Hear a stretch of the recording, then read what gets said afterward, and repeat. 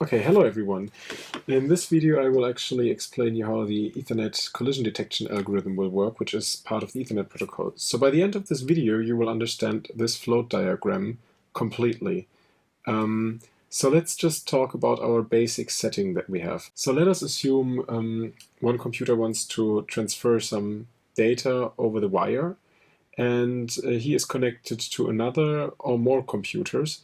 And just for reference, the leftmost computer will be computer A, and he wants to send data to computer C. And the sending of data will also be according to the Ethernet protocol. So the data will be encapsulated inside an Ethernet frame and having all the correct header files set.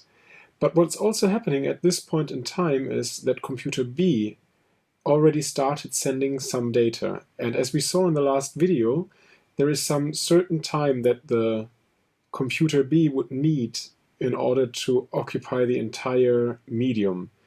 So when computer A starts to transfer some data, computer A doesn't know that another computer is actually already trying to occupy the cable, and computer A will start sending, and then we will see what's happening here.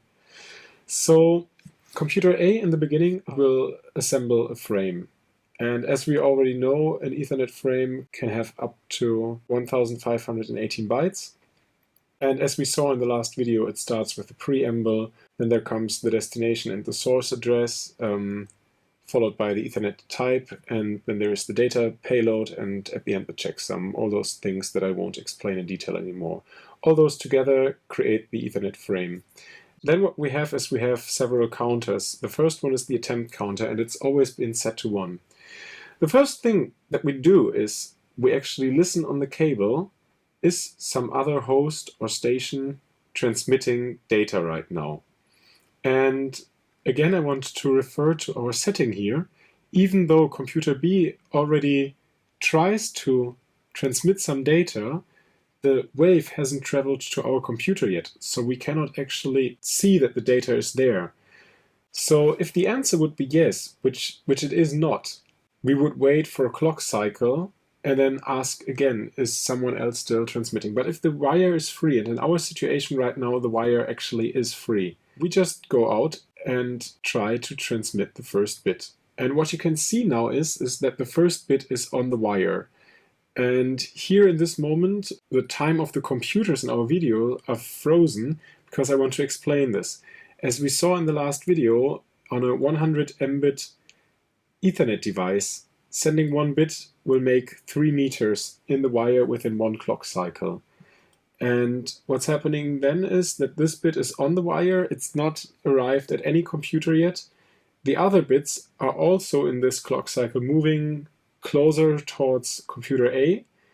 And what's happening then is that we ask ourselves, do we detect a collision? So what collision actually means is, do we receive data at the same point in time or at the same moment in time where we actually transfer data?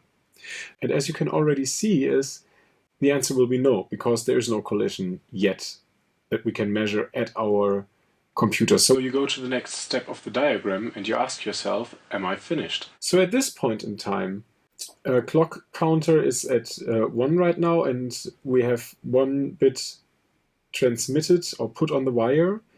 And now we will send the next bit, which will be the 0. So, I mean, in our model, we assume that sending a 0 is just don't put any voltage on the cable.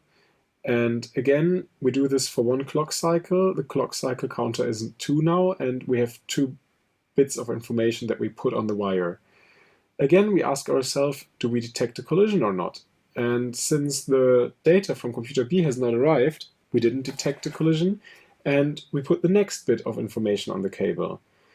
And this goes around, but maybe at this time we detect a collision because the data finally has arrived, and now we see, well, maybe something is wrong. Another computer is already trying to block the shared medium, and we also tried to block the medium, and this obviously collides. So the first thing that the algorithm will now ask itself is the attempt counter bigger than the maximum number of attempts that are defined? This is usually a number something like 20. And if the answer is yes, we would stop here and tell the user we can't transfer the data. But probably the answer will be no. And what we do then is we assign the weight counter a random number, usually shorter than 16. And once we have assigned the weight counter this number, what we will do is we will wait. And we wait for 512 clock cycles. Why 512? Well, we have already seen that an Ethernet frame has to have at least 64 bytes, which is 512 bits. And this is the time that is usually taken to occupy the entire shared medium. When we detect the collision with us, the other device will also detect our data arriving at this. So while we wait, the other device will also realize, oh, there's a collision. And both devices have this random algorithm. So the idea is that the random number of those two computers will not be the same. And now every time we wait for this minimum frame size, or for the so-called slot time, we will decrease our wait counter. And of course our clock is increasing here. And then we ask ourselves, is the wait counter still bigger than 0? And if yes, we will wait another slot time and we will decrease the wait counter again. We do this as long as the wait counter is bigger than 0, and if not, we increase our attempt counter to 2. And now we start at the very beginning again. We ask ourselves, is someone on the wire right now? And most certainly the answer will be no. If someone is on the wire, well, no problem, because then we can wait all the time until the wire is free. And then we start transferring data again. And everything works just as before. And the interesting thing is we transfer the first bit of our frame. We don't start our transmission where it stopped. I mean, obviously, since the collision was there, the other computers could not know how much of the data was correct or not. So we really have to restart the entire transferring of data. And as you can see now, there's a lot of bits and bytes flowing over the cable. And at some point in time, the transmission will be finished. We waited a lot of clock cycles. And then we say, hey, the transmission was successful. I hope this video was helpful for you and you now completely understand this entire diagram. I'm Rene Pickhardt speaking, and I hope you will enjoy the rest of the Web Science MOOC.